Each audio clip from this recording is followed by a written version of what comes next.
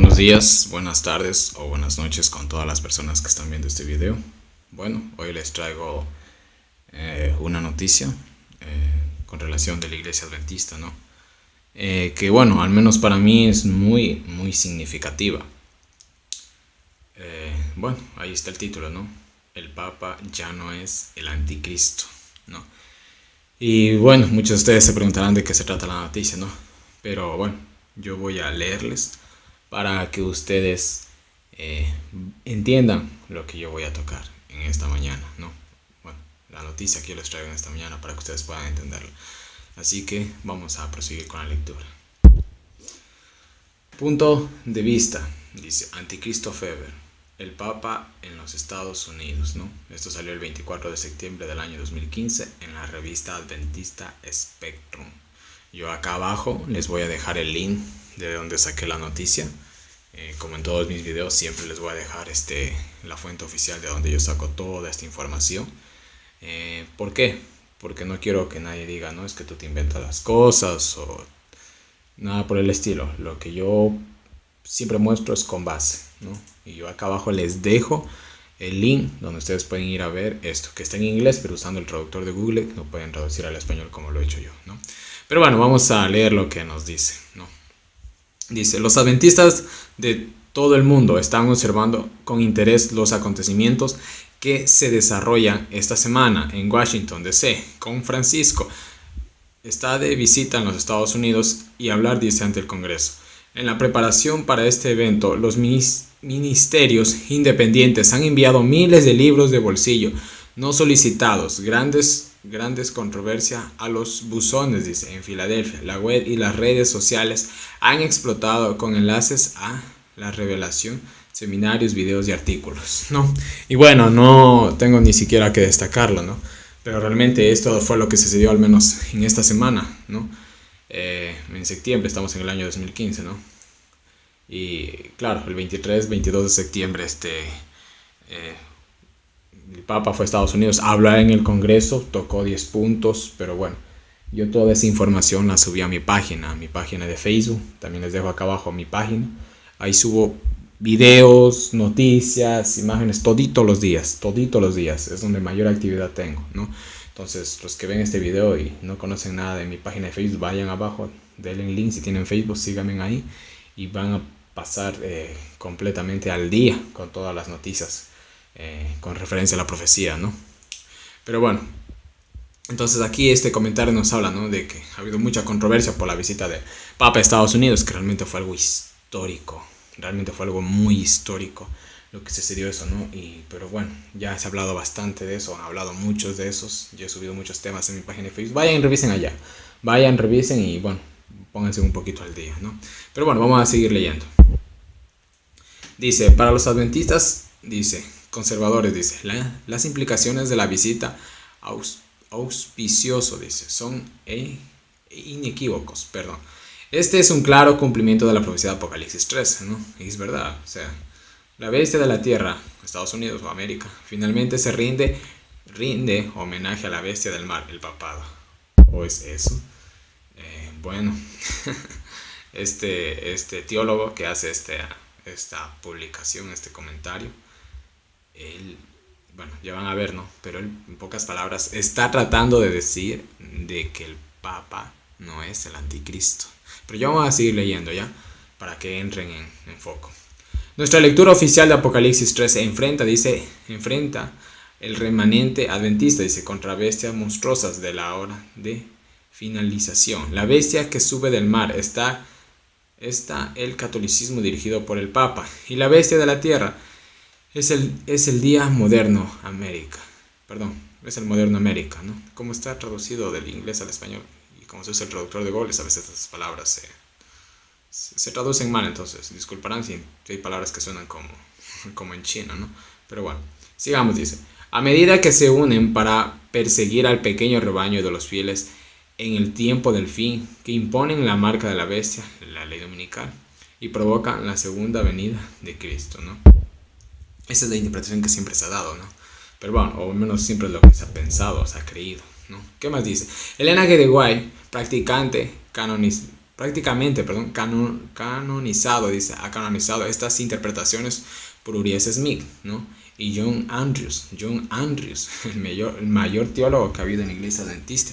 Urias Smith, bueno, ni siquiera hay que mencionarlo, ¿no? También fue uno de los grandes pioneros, ¿no? Y el N. G. de White avaló todo lo que ellos pensaban. ¿Qué más dice? Cuando la verdad dice, es copiado y les pega en el conflicto de los siglos. Wow, como emblemático de la mejor adventistas pensaron en ese momento, ¿no? Increíble. Él dice que solamente lo que ella ha hecho es copiarlo de lo que ellos han dicho y pegarlo en el conflicto de los siglos. Realmente el conflicto de los siglos sí lo escribió Elena, pero fue inspiración divina y Dios le dijo que haga eso. Y bueno, no importa, sigamos leyendo. Dice, para la interpretación tradicional, dice, aquí ya estamos diciendo que ustedes es como una tradición, como quien dice, pero bueno. La interpretación tradicional adventista de Apocalipsis 13, cómo se aplica, dice, al actual papado, dice, y América se enfrentan a muchos desafíos. Me centraré brevemente en dos. Vamos a ver lo que dice. El primero es el hecho de que una profecía que augura acontecimientos, dice, 2000 años en el futuro, sería completamente irrelevante para las 7 iglesias. Me pausa aquí, ¿no? Porque, bueno, aquí dice 2000 años porque realmente el libro de Apocalipsis se escribió aproximadamente hace 2000 años. Y dice que el tema que se trata en Apocalipsis es irrelevante para las 7 iglesias. Bueno, para las que fueron concebido originalmente, dice Apocalipsis. Se suponía, dice, que el libro, dice, para ser leído en voz alta en las iglesias del primer siglo. Probablemente promulgada, dice, pero lo más importante, entiende. ¿Qué más dice? Por lo tanto, la probabilidad de que Juan, dice, la intención, dice, de referirse específicamente a una nación en una parte entonces desconocido, dice, del mundo americano, en el siglo XXI y moderno papado, días en Apocalipsis 13, prácticamente ignorando 2000 años de historia de la iglesia, es próxima a cero. La profecía puede ser predictivo, pero debe ser puesto a tierra, dice, en la revelación a su audiencia original. Miren, tal vez no es tan entendido ustedes el lenguaje que este personaje nos trata de decir, ¿no? De este teólogo, pero está tratando de decir en pocas palabras, más o menos de una manera resumida, ¿no? De que lo que Juan escribió fue en sus tiempos. ¿Sí me entienden? De lo que Juan escribió se cumplió en sus tiempos, o al menos era para las personas de ese tiempo. Cuando el mismo libro de Apocalipsis dice, a Daniel Dios le dice, ¿no? Cierra las palabras de esta profecía hasta el tiempo del fin, ¿no? Si no me equivoco está en el capítulo 12. Pero él dice que lo que escribió Juan lo escribió en su tiempo. O sea, pocas palabras, lo que está tratando de decir él es eso. Ahí ustedes están leyendo, lean. Y si estoy interpretando mal, por favor, déjenme en sus comentarios cualquier cosa, ¿no? Bueno, pero sigamos leyendo, ¿no? Dice, una segunda razón, dice, por la revelación o por Apocalipsis 13, probablemente no predice entidades y poderes en el futuro lejano. Miren lo que dice. Es interesante, verán, porque ya al final ya van a verse, yo les voy a mostrar a qué nos está llevando este personaje, ¿no? Este teólogo. Pero bueno, dice un futuro lejano. Es específicamente, dice que en general las profecías simbólicas del libro de Apocalipsis fueron en realidad, dice, no significan, dice, para ser decodificado en términos de eventos, entidades o futuras potencias mundiales. En el lenguaje del libro es demasiado ambiguo y altamente simbólico para la reducción a cumplimientos, dice, en caso de que una entidad específica parece estar referido, dice. A continuación, dice, una fuente debe encontrarse en el contexto inmediato de los lectores originales, como Jezabel, Apocalipsis 2:20, una persona real, dice, en la iglesia de Tiatira, ¿no? Y bueno, o sea, está diciendo que nada de esto es para el futuro, o sea, para el presente diríamos, o sea, en el futuro de Juan, pero en el presente nuestro. En especial, como que dice, ya les repetí, ¿no? Está diciendo que Apocalipsis 13 ya tuvo su cumplimiento, por así decirlo, ¿no?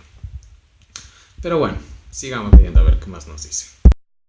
Tomemos, por ejemplo, el número de la bestia, Apocalipsis 13:18, ¿no? Un texto que todos lo conocemos probablemente, dice. Una interpretación interesante postula que la bestia del mar, ¿no? Que se describe en Apocalipsis 13:1-10, simbolizó, dice, el emperador romano que compite por la veneración con Dominus et Deus, posiblemente refiriéndose a Nerón.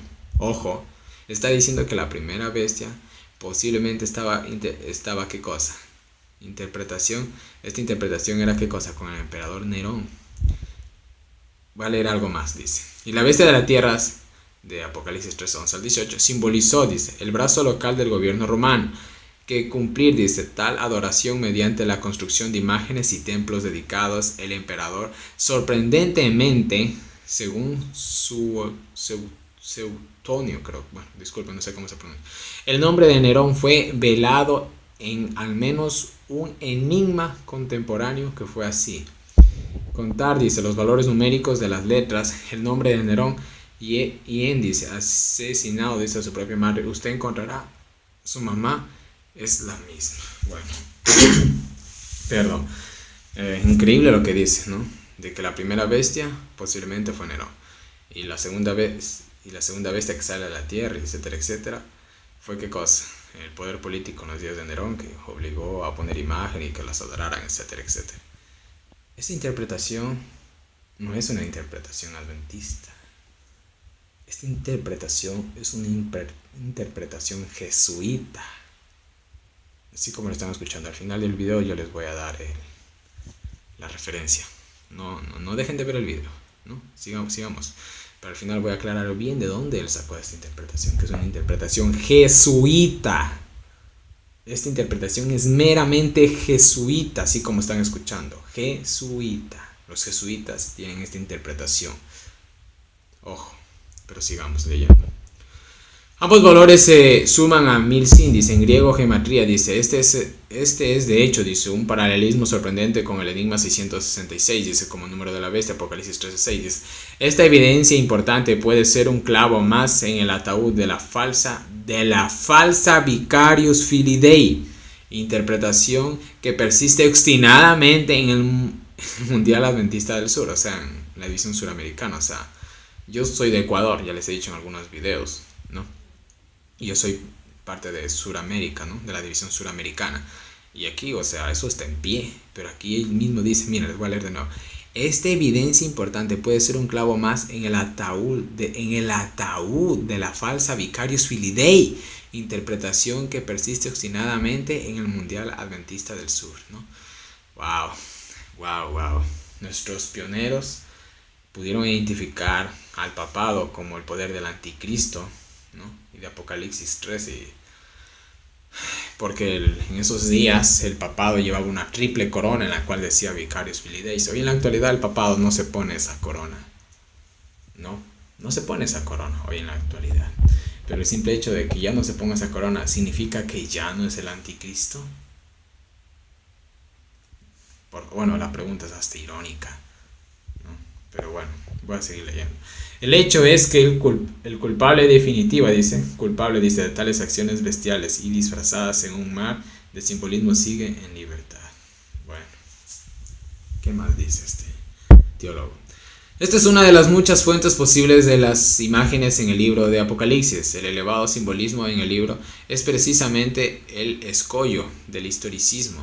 Como adventista, practicarlo, dice. El lenguaje crítico que sale del campo interpretativo de par en par a los historicistas que quieren poner su propio favorito, dice, protagonista, dice, de hoy en día como el cumplimiento final de cualquier profecía dada, dice. El caso en cuestión, dice, la bestia que lleva una prostituta en el capítulo 17 ha dado lugar a las aplicaciones más salvajes y un pantano de teorías, la mayoría de ellos con una secuencia de papas como cabezas de la bestia, ¿no?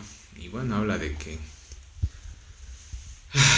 habla tal vez en un sentido de burla quizás de ciertas interpretaciones que se les ha dado a estas profecías, tanto del capítulo 13 o del capítulo 17, ¿no? Y de una manera indirecta tratando de decir de que esas interpretaciones son equivocadas. Pero bueno, sigamos leyendo. Dice, como estudiosos del Apocalipsis han venido señalando desde hace décadas, el libro parece, dice, estar más preocupado con la psicología del cristianismo, de sus dogmas. En otras palabras, al inventar una obra maestral visual, auditiva, expresivo, el actor de Apocalipsis quiere impactar a los lectores, hacer frente a los muchos poderes bestiales que amenazan su lealtad a Cristo desde los albores de la era cristiana hasta el fin de los tiempos. Incluso Elena G. de White hizo alusión, dice, a esto, dice, cuando ella sugiere que los mensajes a las 7 iglesias tienen elementos que son aplicables a todas las iglesias de todas las edades, ¿no? Bueno, eso sí, ¿no? Porque las 7 iglesias fueron iglesias literales y fueron mensajes literales para las épocas en ese tiempo, para las iglesias en ese tiempo. Y hoy en la actualidad, ¿en qué iglesia estamos? Claro, estamos en la iglesia desde 1844 hasta la segunda venida de Cristo, ¿no? Y así la secuencia de cada una de sus años, ¿no?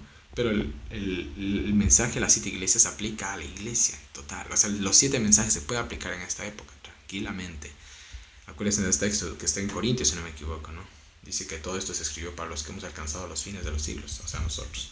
Pero bueno, sigamos leyendo, dice. Así que los principios de Apocalipsis 13 pueden ser aplicables a los Estados Unidos y al papado, pero, miren, pero este tipo de aplicaciones son solo no pretender ser absoluta. Ojo, él dice, claro, se puede interpretar de que lo que habla en Apocalipsis 13 se puede estar diciendo, se puede estar hablando del papado de Estados Unidos, pero no pretende ser, ¿qué cosa? Absoluta. Bueno, dice, así el idealista, dice, escuela de interpretación profética, proporciona una lectura mucho más sensato de la revelación. Lectura idealista, están más preocupados por los principios generales del texto en lugar de interpretaciones específicas. Y bueno, lo que dice él es, bueno, para mí muy grave, porque yo nunca he escuchado, al menos aquí en mi país, a un teólogo o he leído algún escrito de Elena G. de White, o yo no sé, de los pioneros quizás, de que Apocalipsis 13 puede tal vez estar refiriéndose a Estados Unidos y al papado. Yo nunca he escuchado ni he leído nada de eso. Yo sí lo he escuchado y lo he leído, son de los jesuitas, pero bueno. Tan atractivo, dice, como parece ser capaz de identificar los personajes que pueden confirmar, dice, nuestros propios prejuicios teológicos. Nuestra primera tarea como estudiantes de la Biblia es la de respetar la intención del autor, ¿no? Si no puede estar, dice, seguro, como suele ser el caso, dice, en los pasajes más enigmáticos de la revelación o de Apocalipsis, la forma más segura, dice, de avanzar es hacer menos dogmático. En su lugar, debemos buscar los principios generales del reino de Dios retratado en el pasaje. O sea, dejar a un lado de la profecía y enfocarnos solamente en el reino de Dios. ¿Quiso decir eso? No sé. Pero bueno, sigamos. Deberíamos estar preocupados de que el intento de hacer valer nuestra única interpretación de Apocalipsis 3 al papado y América. Miren, voy a repetir esto. Escuchen. Deberíamos estar preocupados de que en el intento de hacer valer nuestra única interpretación de Apocalipsis 13 al papado y América, hemos neutralizado efectivamente el texto. Ya no se puede hablar de forma dinámica de hoy, sino que debe aplicarse ni a un poder religioso medieval o a un futuro triunvirato de poderes políticos, religiosos, diabólicos. Seguramente tienen al papado como un objetivo colectivo para disparar a fortalecido, dice, nuestro sentido de comunidad y movimiento profético, pero era lo que realmente la intención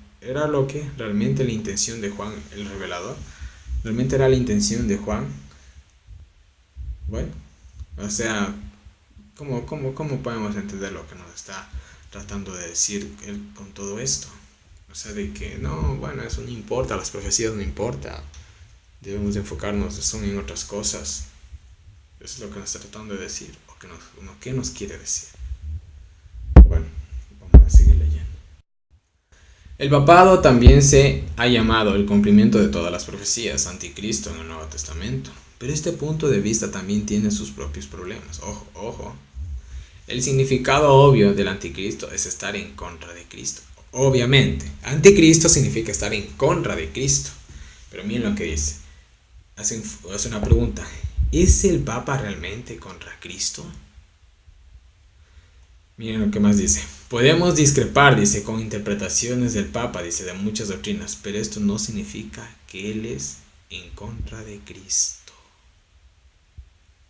Voy a volver a repetir. Podemos discrepar con interpretaciones del Papa de muchas doctrinas, pero esto no significa que él es en contra de Cristo.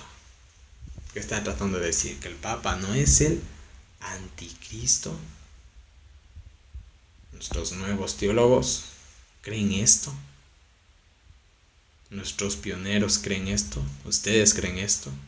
¿Que el Papa no es el anticristo? Y los 1260 años de persecución, el cambio de la ley del sábado por el domingo, la anulación del segundo mandamiento, el perdón de los pecados, etcétera, etcétera, etcétera, etcétera. La lista es infinita de todas las aberraciones que ha hecho el papado en contra de la palabra de Dios, no en contra de los adventistas, no, en contra de la palabra de Dios. ¿Eso cómo lo define? Como el anticristo. Pero bueno, vamos a seguir leyendo. Dice, el Papa Cristología, dice, puede ser defectuoso, dice, pero también lo es, dice, de muchos predicadores adventistas que abogan por un Cristo con la naturaleza humana pecaminosa, por ejemplo, o un Cristo cuyo sacrificio en la cruz no fue suficiente, dice, para la salvación. ¿No están predicando un Cristo disminuido? ¿Son anti el Cristo de la Escritura? Como decimos, lo califica a uno para ser el anticristo. Perdón, ¿cómo decidimos? Dice, lo califica a uno para ser el anticristo.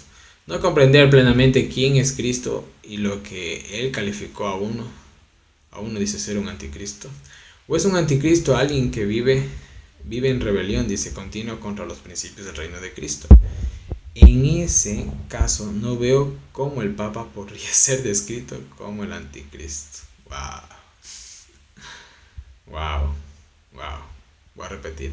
En ese caso no veo cómo el Papa podría ser descrito como el anticristo.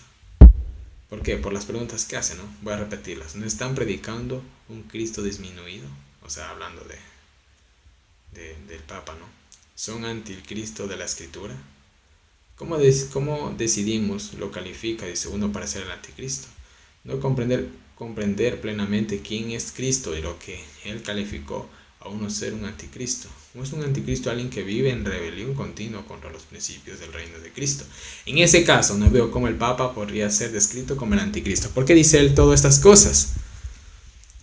Vayan al internet, vayan a YouTube, prendan su televisión, no sé, vean su canal favorito de noticias, investiguen un poquito y van a ver todas las cosas buenas, escúchenme bien, que ha hecho el Papa. Sí, el Papa ha hecho muchas cosas buenas. ¿Y por eso deja de ser el anticristo? Nos estamos olvidando de algo muy importante. Este Papa que tenemos ahorita, el Papa Francisco, como así se hizo llamar, es un jesuita. Y al final también les voy a leer algo de los jesuitas. Pero no se olviden de esto, ahorita no voy a enfocar lo de los jesuitas. Pero este hombre dice que prácticamente está diciendo que por todas las cosas que el Papa ha hecho, él no puede ser el anticristo. O al menos él cree que él no puede ser el anticristo. Pero bueno, vamos a seguir leyendo. Dice, está bien, dice, me pongo, dice, las acometidas, dice, adrenalina, dice, tales lecturas de los últimos tiempos, proporciona, dice, nací, dice, y crecí en ese ambiente, dice, yo estaba, dice, en el campo de la teología, dice, de última generación durante mucho tiempo en aquellos lugares. Se necesita la teología, dice, alta, dice, este enfoque, dice, de la profecía ofrece, dice, pero debemos, dice, antemperar, dice, nuestro deseo, dice, para la noche de los tiempos finales, dice, con una cuidadosa aplicación del mensaje profético, como el autor pretende, dice, sobre todo cuando se considera a sus lectores originales. Recuerdo vivamente, dice, que cuando George Bush asumió, dice, el cargo, prediqué un sermón en el que le mostré una foto de él saludando a Juan Pablo II. Hablé en términos ominosos, alertar, dice, a la congregación que se trata de un claro cumplimiento de la profecía, pero no pasó nada. Y sospecho que nada proféticamente significativo o significativa va a salir de la visita del Papa a los Estados Unidos esta semana. Y bueno, para mí fue, pero yo no vi es que no se cumplió nada, yo vi que se cumplió mucho. Porque los que vieron el video, ¿no? Yo lo subí a mi página de Facebook, ¿no? Yo subí cuando llegó el Papa y habló, yo subí el discurso, todo, ¿no? Yo cuando vi el video me quedé, wow, dije entre mí, lo aplaudían de pie, lo elogiaban. Era como si Dios estuviera hablando en el Congreso. Así les digo, ¿no? Así les digo, el espectáculo fue increíble. O sea, yo nunca vi ni a un presidente ni a nadie que lo elogiaran de tanto. O sea, cada vez que el Papa hablaba, decía 3 palabras, se paraban y aplaudía. Decía 3 palabras más, se paraban y de nuevo aplaudían. Y todos, wow. Y todo. O sea, de una manera simbólica, en ese día, los Estados Unidos le dio todo el poder al papado. De una manera simbólica. Y nos falta mucho para que de una manera ya literal, palpante, vigente y visible, le dé todo su poder y autoridad. Andrés Reis tiene títulos en teología, wow, y la música, y actualmente está terminando un doctorado en el Nuevo Testamento en el colegio Avondale. Su tesis en el libro de Apocalipsis. Bueno, yo no quiero leer ni siquiera esa tesis, les digo así, porque realmente lo que piensa este teólogo no tiene nada que ver con lo que dice la Biblia o con lo que dijeron nuestros pioneros o con las creencias que nosotros tenemos. Les digo así. Ahora sí, bueno, vamos a hablar un poquito más, ¿no?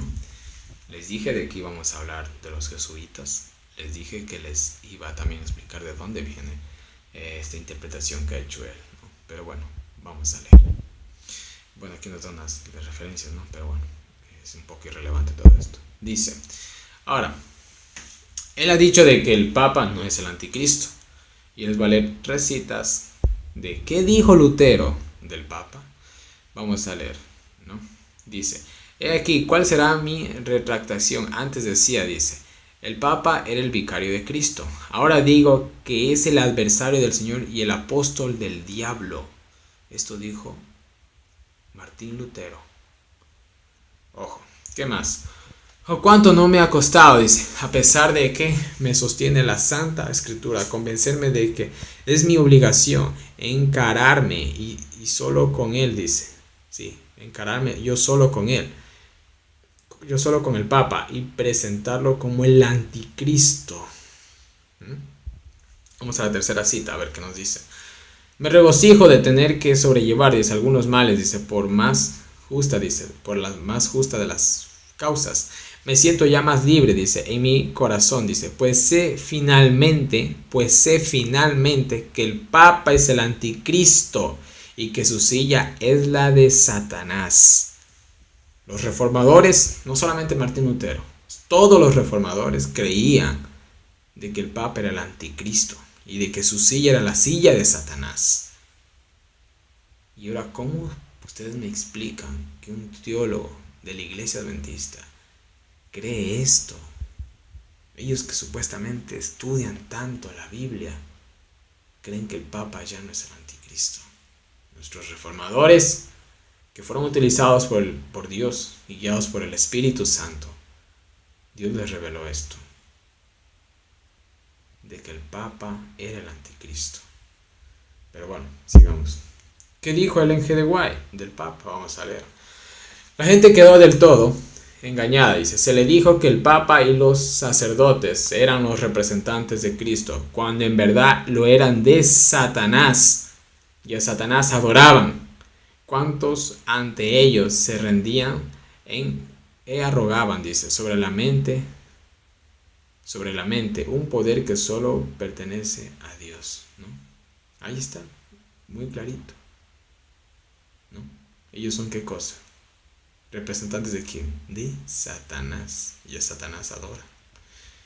Investiguen un poco las misas negras, los sacrificios humanos, los rituales satánicos. No quiero entrar en detalle de esos rituales, ¿no? ¿Qué hacen? Que personas han dado a la cara y han dicho, yo he visto que el Papa tal ha hecho esto, aquello y lo otro. Investiguen un poco y ustedes mismos descubrirán toda esa información. De lo que ellos realmente hacen es adorar a Satanás. Deseo de todas las gentes, vamos a leer, dice. La bestia de Apocalipsis 13, 1 al 10, ¿no? La primera bestia que sale del mar. Es un símbolo de este poder a través de los siglos, que ha existido bajo diversas formas, simbolizadas por las 7 cabezas, bajo la cabeza dominante del periodo presentado en Apocalipsis 3, 1 al 10. La bestia representa el papado. La bestia representa el papado. La primera bestia de Apocalipsis 3, 1 al 10 representa el papado. Esto lo dijo, no ella. Esto fue inspirado por el Espíritu Santo y ella solamente lo escribió. No es cómo es posible de que este teólogo, y no solamente él, ¿cuántos teólogos no piensan esto? De que no, eso ya quedó en la historia, que el Viscarius Filidei, eso ya está en la tumba. Sigamos. Ejerció el poder perseguidor durante 1260 años, a fin de los cuales nos es representada como yendo en cautiverio. Lo que hizo de ella un poder perseguidor fue la unión de la Iglesia con el Estado. La Edad Media atestigua sus funestos efectos tanto sobre la Iglesia como sobre el Estado. Los pioneros, la Iglesia Adventista, sus principios, sus bases están fundados sobre estas creencias inspiradas por Dios por medio de su Espíritu Santo. Y si dejamos la profesión a un lado, ¿qué pasará con nosotros? ¿Qué pasará con nosotros? Vamos a dejar de ser la iglesia profética. Así de simple. Roma no cambia, ¿no? Vamos a leer esta cita, ¿no? Que está en Eventos de los Últimos Días. Y bueno, de paso les recomiendo el libro, es muy muy bueno. Léanlo, por favor, ¿no? Y bueno, vamos a leer. Dice: no podemos ver cómo la Iglesia romana puede exonerarse de la acusación de idolatría. Y esta es la religión que los protestantes están comenzando a considerar tan favorablemente y que eventualmente se unirá con el protestantismo. Sin embargo, esta unión no ocurrirá por un cambio en el catolicismo. Repito, sin embargo, esta unión no ocurrirá por un cambio en el catolicismo. Porque Roma nunca cambia, pretende ser infalible. ¿Infalible? ¿Qué significa infalible? Que no se equivoca. ¿Sí me entiende? ¿Qué más? Quien cambiará será el protestantismo. La adopción de su parte de ideas liberales la pondrá en una posición en la cual pueda estrechar la mano del catolicismo, ¿no? Bueno, esta profecía yo diría que está a punto de cumplirse de una manera plena, ya que muchas denominaciones religiosas ya han hecho alianza con el Vaticano, los valdenses, los evangélicos y bueno, los ortodoxos. Hay muchos, no tengo aquí la lista, ¿no? Les hablo más de memoria, ¿no? Pero hay muchos que ya han hecho una gran alianza con el Vaticano, los pentecostales, ¿no? Y ahora, con esta noticia, vemos como estos teólogos de la iglesia, que estos nuevos teólogos que están saliendo de la iglesia adventista, ¿no? Ven tan favorable al catolicismo. Ustedes leyeron, como leían antes, ¿no? O sea, no, es que ellos no pueden ver al Papa como el anticristo por las cosas buenas que está haciendo. Prácticamente fue lo que él dijo. Prácticamente fue lo que él dijo, ¿no? Y bueno, creo que la profecía se está cumpliendo al pie de la letra. Esto no es de sorprenderse, no es de sorprenderse. Realmente esto tarde o temprano iba a pasar, ¿no? Pero bueno, vamos a leer algo, una cita que yo creo que va a ser la clave, ¿no? Y va a ser la final. Y después voy a explicar algo de los jesuitas, lo que les dije al principio. Leamos. Realcen los rasgos distintivos, es el subtítulo, ¿no? Tengo uno de los escritos del linaje de Guay. Dice: la religión de Jesús está en peligro. Se la está mezclando con mundanalidad. La conveniencia mundana está ocupando el lugar de la verdadera piedad y la sabiduría que viene de arriba, ¿no? O sea, habla de la mundanalidad que está entrando en la iglesia o en el cristianismo, o en el verdadero cristianismo, me habían dicho. Y Dios retirará su mano prosperadora de la asociación. Ojo. Ojo, esta es una advertencia para la asociación, para la conferencia general. ¿Qué más dice? Miren estas preguntas que hace. ¿Se retirará el arca del pacto de entre su pueblo? ¿Qué contenía el arca del pacto? Los 10 mandamientos, específicamente, ¿no? ¿Qué más? ¿Se retirarán los 10 mandamientos? Como es prácticamente lo que trata de decir, ¿no? ¿Se retirará los 10 mandamientos de entre su pueblo? ¿Se introducirán ocultamente los ídolos? ¿Se introducirán ocultamente los ídolos? Tal vez que ya hay ídolos dentro de la iglesia. No tal vez una estatua. Pero, por ejemplo, Navidad, que ya mismo se acerca. Bueno, yo voy a hacer un video especial acerca de la Navidad. Pero bueno, espérenlo, ¿no? ¿Qué más dice? Se dará entrada a falsos principios y falsos preceptos en el santuario. Interesante. Acuérdense de la ordenación de la mujer. ¿no? Que bueno, gracias a Dios se dio el no. Aunque a pesar de eso hay 4 divisiones que decidieron ordenar a todas las mujeres que ellas han querido. Miren mis videos, ahí hablo de eso, ¿no? Entonces, ¿qué más dice? Y el último, bueno, la que quiero enfocar más bien dicho. ¿Se respetará al anticristo? Esta pregunta es muy clara y fuerte. ¿Se respetará al anticristo? Como lo están haciendo muchos teólogos. ¿Se respetará al anticristo? Se ignorarán los principios y doctrinas verdaderos que nos fueron dados por Dios y que nos hicieron lo que somos. Vaya, voy a repetir esta pregunta. Se ignorarán los principios y doctrinas verdaderos que nos fueron dados por Dios y que nos hicieron lo que somos. Cada uno de ustedes puede contestar todas estas preguntas, ¿no? Pero ¿qué más nos dice? Se transformará el instrumento de Dios, la casa editora, en una institución meramente política y mundana. Bueno, si nosotros vamos a nuestras escuelas sabáticas, vamos a encontrar muchas citas de católicos, de evangélicos, de muchos personajes que no son de la iglesia adventista. No necesitamos recurrir a un escritor. Una vez, no olvidaré una vez, algo lo que a mí me sorprendió, ¿no? Una cita de Billy Graham, un masón de grado 33, en una escuela sabática. Así, yo le leí, no me acuerdo exactamente qué escuela sabática era, ¿no? Pero ahí estaba.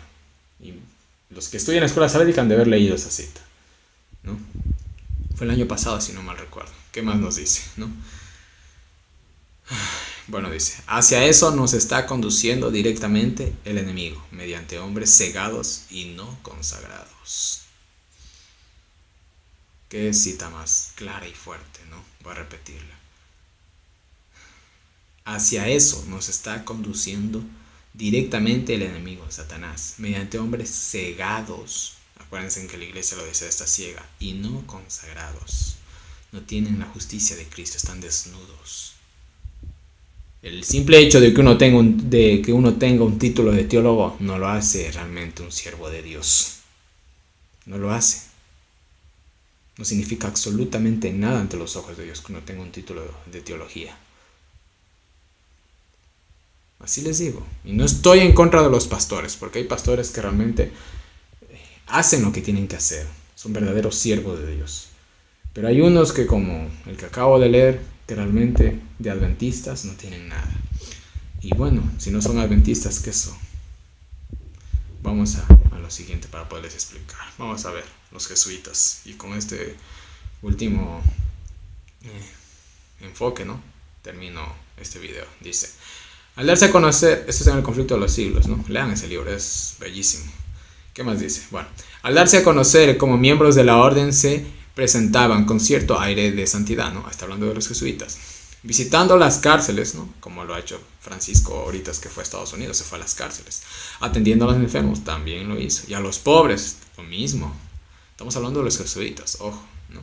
Haciendo profesión de haber renunciado al mundo y llevando el sagrado nombre de Jesús, de aquel que anduvo haciendo bienes, ¿no? Imagínense.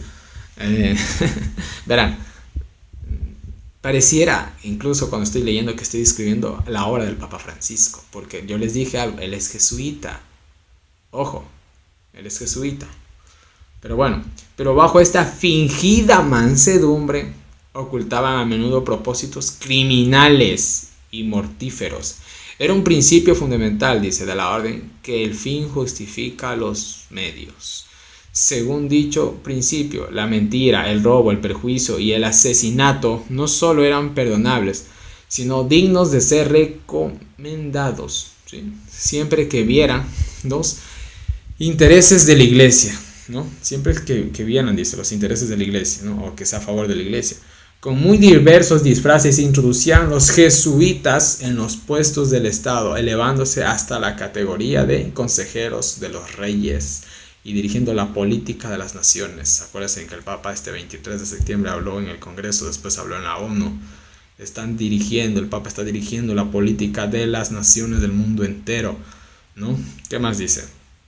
Se hacían criados para convertirse en espías de sus señores, establecían colegios para los hijos principales y nobles, y escuelas para los del pueblo, y los hijos de padres protestantes eran inducidos a observar los ritos romanistas. Toda la pompa exterior desplegada en el culto de la Iglesia Roma se aplicaba a confundir la mente y ofuscar y embaucar la imaginación para que los hijos traicionaran aquella libertad por la cual sus padres habían trabajado y derramado su sangre. Los jesuitas se esparcieron rápidamente por toda Europa y doquiera iban lograban reavivar el papismo. Voy a repetir la frase final. Los jesuitas se esparcieron rápidamente por toda Europa y doquiera iban lograban reavivar el papismo. Lo que está sucediendo hoy en la actualidad, se está revivando el papismo, el catolicismo. Yo soy muy joven, no tengo mucha memoria, yo me acuerdo más hasta de Juan Pablo II, nada más. Pero al menos de lo que yo recuerdo hasta el día de hoy, nunca he visto un papa como él. Él es, por así decirlo, lo máximo. Lo máximo, les digo así, lo máximo que ha tenido la Iglesia Católica. Nadie ha hecho tantas cosas como él. Desde el 13 de marzo del año 2013 hasta la actualidad. Ha hecho lo que ni lo que hizo Juan Pablo II, creo que estuvo como 50 años, creo que él como papa, no me acuerdo. Pero estuvo muchos años, 30, algo así. Ya. Pero ni lo que hizo Juan Pablo II lo hizo Francisco, lo ha hecho Francisco. Perdón, sí, ni lo que ha hecho Francisco, perdón, lo hizo Juan Pablo II en todo su periodo. Tenemos a un gran jesuita. ¿Y esto qué nos muestra?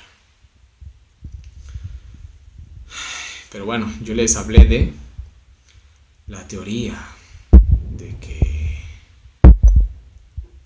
Bueno, esta teoría de que supuestamente la bestia era Nerón. Y yo les dije que este teólogo la había sacado de quién, de los jesuitas. Y aquí les tengo la prueba, vamos a leer.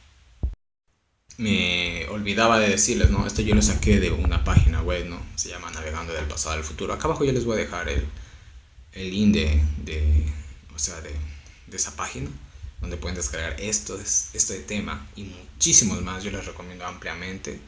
Es un pastor que, wow.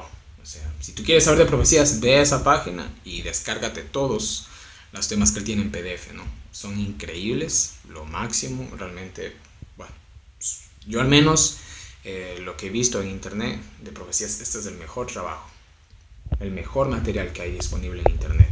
Y lo más chévere es que se lo puedes descargar en PDF para poderlo leer en tu celular, en tu tablet, en tu compu, en lo que tú quieras, ¿no?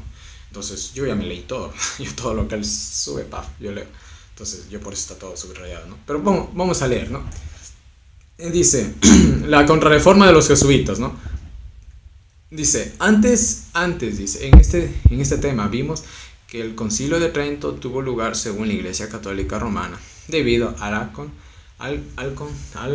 continuado éxito del movimiento protestante, y que el papado lo percibía como medio de detener el protestantismo. Con razón fue elevada la tradición católica romana durante ese concilio al mismo nivel de la palabra de Dios, como respuesta al lema del protestantismo: solo escritura, la Biblia sola, ¿no? Y bueno, eso fue lo que pasó en la Reforma, ¿no? Los jesuitas fueron, como quien dice, la mejor arma del papado. Fueron los que contrarrestaron la Reforma, porque si no hubiera sido por los jesuitas, la Reforma hubiera tenido un impacto. Quién sabe, la Iglesia Católica tal vez hubiera hasta extinguida, ¿no? Pero bueno, las profecías decían otra cosa, ¿no? Pero solamente les doy les hago este pequeño enfoque, ¿no? Pero bueno, vamos a seguir leyendo de los jesuitas, ¿no? Jesuitas, Sociedad o Compañía de Jesús, también se llama así, ¿no? Nos dice, nombre dado en 1540, una fraternidad fundada 6 años antes por Ignacio de Loyola.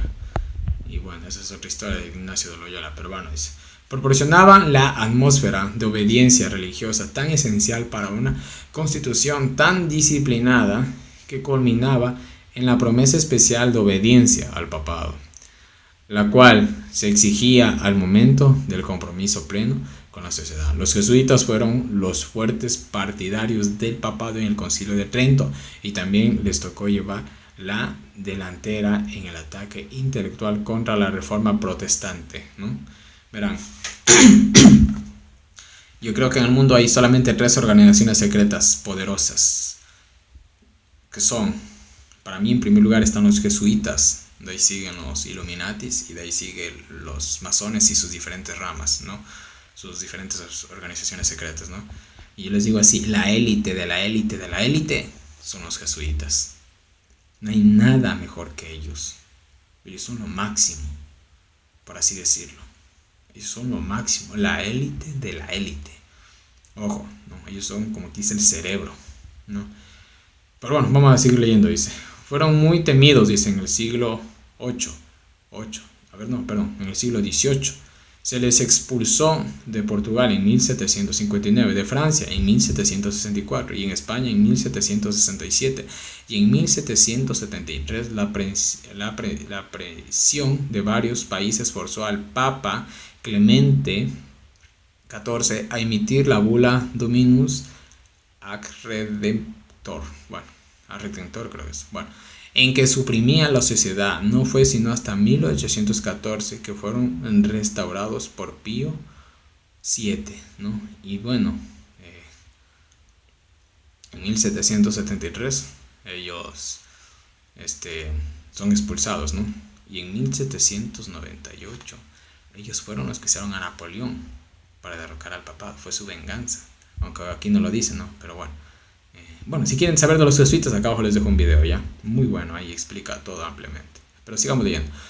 Dice, eso ya leí. Dice, en su solicitud, dice, Omnium Ecclesiarum, no sé cómo se pronuncia. La sociedad sigue, dice, siendo hoy una fuerza poderosa en el mundo jesuita en América Latina. La Compañía de Jesús ha sido fuertemente criticada y en ocasiones hasta expulsada de varios países de América Latina por su despliegue de poderío, dice, a la expulsión de los jesuitas de las colonias españolas en 1767. Fue un golpe duro, dice, Diccionario de la Historia, etcétera, etcétera. Y aquí tenemos una imagen de Ignacio de Loyola recibiendo la aprobación del Papa Paulo III para su nueva orden de los jesuitas, la Sociedad de Jesús, ¿no? Y ahí vemos a San Ignacio de Loyola vestido de negro, y hasta el día en la actualidad ellos se visten así de negros, ¿no? Se les conoce como los curas negros, los sacerdotes negros, porque siempre se visten de negros, ¿no? Pero ¿qué más nos dicen? Los jesuitas tomaron la delantera en el movimiento católico de reforma, ¿no? Y actualmente gobiernan el mundo entero, aunque no lo crean. Pero para terminar, ojo a esto, ojo. Eso es lo que yo quiero llegar a enfocar. Las interpretaciones proféticas del futurismo y el preterismo. Grábense bien esto. El futurismo y el preterismo. Vamos a ver qué es esto. Hace unos instantes leímos que los jesuitas fueron los fuertes partidarios del Papa en el Concilio de Trento y también les tocó llevar la delantera en el ataque intelectual contra la Reforma Protestante. Como yo les dije, ellos son el cerebro, ¿no? En su ataque intelectual contra el protestantismo buscaron una manera de deshacerse del terrible estigma impuesto por la Reforma, que el papado es el anticristo. Así los jesuitas desarrollaron 2 nuevas interpretaciones proféticas. Y vamos a ver cuáles fueron estas 2 interpretaciones proféticas. La interpretación futurista. Vamos a ver qué es la interpretación futurista. Inventada por el jesuita Francisco Rivera, 1537 a 1591. Dice que todas las profecías apocalípticas, que todas las profecías apocalípticas se cumplirán literalmente en el futuro distante durante 3 años y medio, ¿no? Y que el anticristo recién vendrá en aquel momento en el futuro. Esa es la interpretación futurista. Y la que yo quiero enfocar es la interpretación preterista, la que se está infiltrando hoy en la actualidad en la Iglesia Adventista del Séptimo Día. Les digo así con palabras claras, no porque yo me lo estoy inventando. Ustedes acaban de escuchar y de leer la noticia que saqué de una página de la Iglesia Adventista, una página oficial de la Iglesia Adventista. Esta teoría se está infiltrando en la Iglesia Adventista. Tengamos mucho cuidado, por favor. Vamos a leer. La interpretación preterista, inventada por el jesuita Luis de Alcázar, 1554 a 1613. Dice que las profecías apocalípticas ya se cumplieron hasta el primer siglo de la era cristiana y el anticristo ya vino en la persona del emperador romano Nerón. o en la persona de Antíoco Epifanes. Acaban de darse cuenta, es lo mismo que está diciendo este teólogo adventista, que de teólogo adventista para mí tendrá muy poco. Se lo puede clasificar a este personaje claramente como un jesuita infiltrado dentro de la organización, tratando de introducir estas ideas, estas doctrinas jesuitas dentro de la organización adventista. Ustedes están leyendo aquí, y si no, vayan y consulten en el internet, busquen el preterismo y el futurismo, y ya van a ver lo que van a encontrar. Van a encontrar esto y mucho más. Así el sistema papal del Vaticano pudo decir: nosotros no podemos ser el anticristo, lo mismo que se está diciendo hoy en la actualidad, se dijo en el siglo XV. Nosotros no podemos ser el anticristo, pues este recién viene en el futuro, o ya vino en el pasado. El objetivo de estas nuevas interpretaciones proféticas era hacer a un lado la enseñanza protestante, que el papado es el anticristo, y de esta manera combatir la reforma protestante. Voy a repetir. El objetivo de estas nuevas interpretaciones proféticas era hacer a un lado las enseñanzas protestantes, que el papado es el anticristo, y de esta manera combatir la reforma protestantes. Ahí está la prueba de que nuestra iglesia profética se está introduciendo teorías jesuitas. Están introduciendo jesuitas que salen en nuestras páginas principales en el internet. Tenemos que tener mucho cuidado. Yo por esto siempre les digo a todos ustedes: estudien, preparémonos para que no seamos engañados. No se olviden lo que dicen Proverbios 28, si no me equivoco. Mi pueblo, ¿qué cosa? Se descarrió porque le faltó profecía. Mi pueblo se descarría cuando le falta profecía. Necesitamos saber esto y muchas cosas más. Se están introduciendo teorías jesuitas de que el papado ya no es el anticristo. Los jesuitas no son cualquier persona.